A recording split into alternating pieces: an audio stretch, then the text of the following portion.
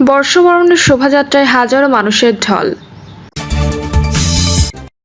এদিকে যারা বলছেন পরে নির্বাচন, তারাই নিজেদের প্রার্থী ঘোষণা করছেন, বলছেন তারেক রহমান। জানাবো ইউনূস সরকার কতটা চাপমুক্ত, এবং সর্বশেষ জানাবো 96টে গাজায় নিহতদের স্মরণে 1 মিনিট নীরবতা। শুনছিলেন সংবাদ শিরোনাম, এবারে বিস্তারিত। বর্ষবরণের শোভাযাত্রায় হাজারো মানুষের ঢল। নববর্ষের ঐকতান, ফ্যাসিবাদের অবসান, এই প্রতিপাদ্য নিয়ে শুরু হয়েছে পহেলা বৈশাখ। বর্ণিল আয়োজনে সেজেছে বাঙালির প্রাণের উৎসব। ফ্যাসিস্টের মুখাকৃতি ছাড়াও নানান শিল্পকর্মের মাধ্যমে শুরু হয়েছে বর্ষবরণ আনন্দ শোভাযাত্রা। এতে অংশ নিয়েছেন সমাজের নানা স্তরের মানুষ। হাজারো মানুষের উল্লাসে মুখরিত হচ্ছে ঢাকা। সরজমিনে দেখা যায় চারুকলা প্রাঙ্গণ ছিল উৎসবের রঙে রাঙানো। ভোরের আলো ফুটতেই জনস্রোত জমতে শুরু করে। রমনা, টিএসসি, সোহরাওয়ার্দী উদ্যান সহ আশপাশের এলাকায়ও ছিল মানুষের ঢল। শোভাযাত্রায় অংশ নিয়েছেন চারুকলার শিক্ষক শিক্ষার্থী, বিভিন্ন শিক্ষা প্রতিষ্ঠানের শিক্ষার্থী, সাংস্কৃতিক সংগঠনের কর্মী এবং নানা বয়সী মানুষ। অংশ নিয়েছেন বিদেশি অনেক নাগরিকও। এতে মুখোশ, পাপেট, বাঁশের তৈরি বাঘ, পাখি, মাছ সহ নানা বিশালাকৃতির শিল্পকর্মের মাধ্যমে তুলে ধরা হয়েছে গ্রামীণ জীবন ও প্রকৃতি নির্ভর মানুষের সংগ্রামের রূপ। রাখা হয়েছে বিশালাকৃতির শেখ হাসিনার মুখাকৃতি, আছে মুগ্ধর পানি লাগবে পানির আদলে শিল্পকর্ম। চারুকলা অনুষদ থেকে সকাল 9টায় বের হওয়া বর্ষবরণ আনন্দ শোভাযাত্রা শাহবাগ হয়ে টিএসসি, শহীদ মিনার, দোয়েল চত্বর হয়ে চারুকলা অনুষদ পর্যন্ত প্রদক্ষিণ করবে। এবারের শোভাযাত্রায় নিরাপত্তা বাহিনীর সদস্যরা সামনে না থেকে দুই পাশে হাঁটবেন। নিরাপত্তা নিয়ে কোনো রকম শঙ্কাও নেই বলে জানানো হয়েছে ইতোমধ্যে। তবে ঢাকা বিশ্ববিদ্যালয় এলাকায় বিকেল 5টার পর প্রবেশ করা যাবে না। নগরীর অন্যান্য স্থানে বর্ষবরণের আয়োজন সন্ধ্যার পর থাকবে। যারা বলছেন পরে নির্বাচন, তারাই নিজেদের প্রার্থী ঘোষণা করছেন, বলছেন তারেক রহমান। যারা আগামী জাতীয় সংসদ নির্বাচন সংস্কারের পরে হওয়ার কথা বলছেন, তারাই এখন প্রার্থী ঘোষণা করছেন, এমন মন্তব্য করেছেন বিএনপির ভারপ্রাপ্ত চেয়ারম্যান তারেক রহমান। তারেক রহমান বলেন, সংস্কার কোনো ব্র্যাকেট বন্দি কোনো বিষয় নয় যে এতটুকু আসলে এতটুকু হয়ে গেল। সংস্কার একটি চলমান প্রক্রিয়া। যেহেতু আমরা বিশ্বাস করি, সেজন্যই আমরা বলি যে নির্বাচন এবং সংস্কার একটি চলমান প্রক্রিয়া। সংস্কার বলতে চলতে থাকবে, কিন্তু নির্বাচন হতে হবে নির্বাচনের সময় মতন। জনগণের উদ্দেশ্যে তিনি বলেন, সকলের কাছে আমি একটি প্রশ্ন রাখতে চাই, যারা বলছেন আগে সংস্কার পরে নির্বাচন, তাদের ক্ষেত্রে আমরা কি দেখছি?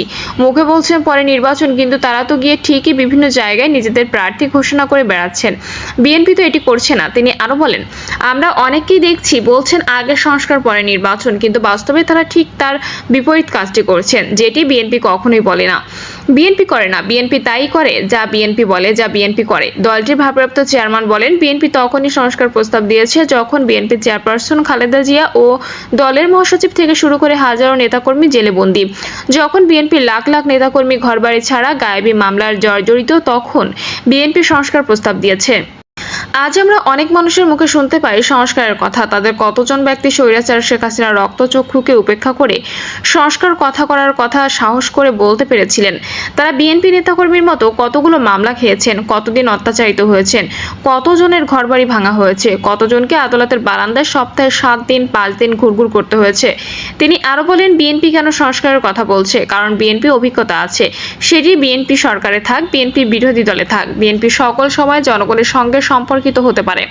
আমাদের বিভিন্ন সীমাবদ্ধতা আছে, কিন্তু আমরা সকল সময় চেষ্টা করি জনগণের সঙ্গে থাকতে, জনগণকে সঙ্গে রাখতে।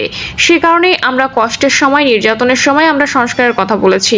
অনুভব করেছি যে এই দেশের মানুষের ভাগ্যের পরিবর্তন করতে হলে সংস্কারের প্রয়োজন আছে।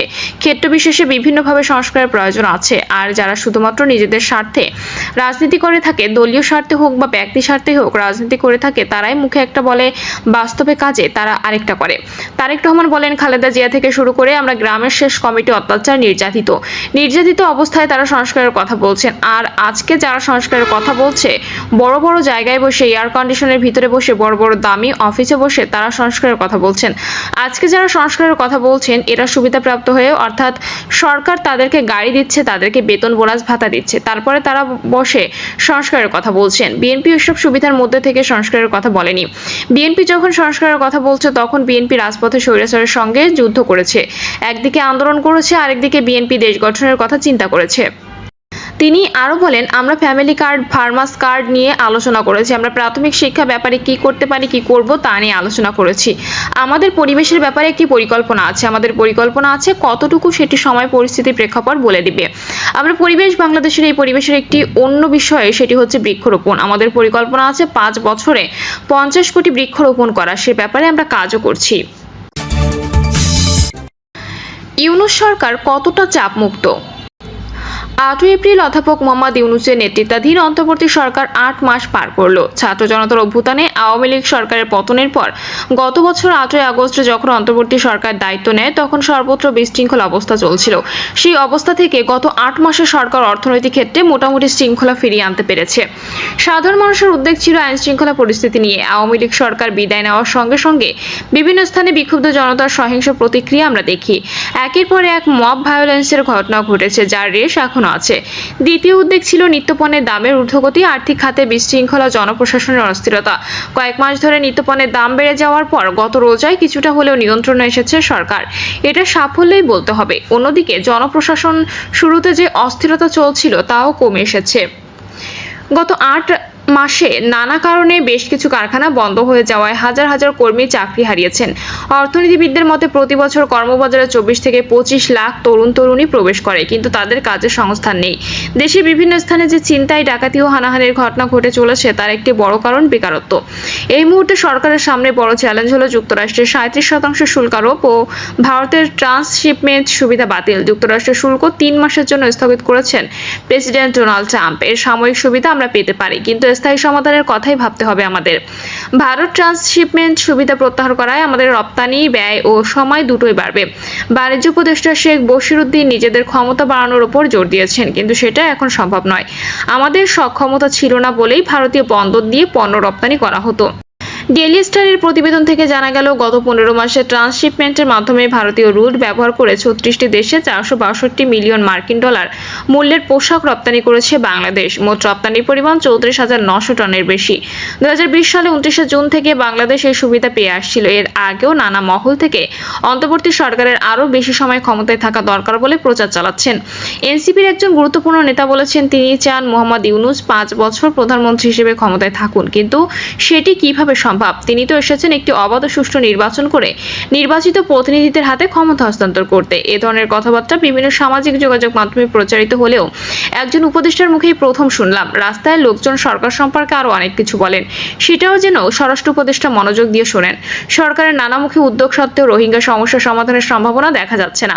ব্যাংককে মিয়ানমার সরকারের প্রতিনিধি 1,80,000 রোহিঙ্গা দেশে ফিরে যাওয়ার যোগ্য বলে যে মন্তব্য করেছেন, তাতে অনেকে আশ্বস্ত হয়েছিলেন, কিন্তু মিয়ানমার সরকারের বক্তব্য ছিল মূলত প্রতারণামূলক।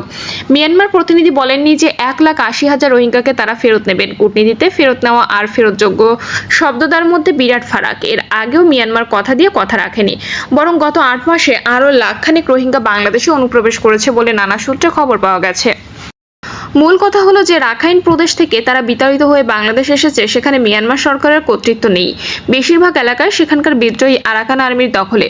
রোহিঙ্গাদের দেশে ফিরতে হলে এখন 4 পক্ষের মধ্যে সমঝোতা হতে হবে। মিয়ানমার সরকার, আরাকান আর্মি, রোহিঙ্গা শরণার্থী ও বাংলাদেশ সরকার। আগের চেয়ে সরকারকে অনেক আত্মবিশ্বাসী মনে হয়, কিন্তু এই আত্মবিশ্বাসের যৌক্তিক কারণ নিয়ে অনেকেই প্রশ্ন করেছেন।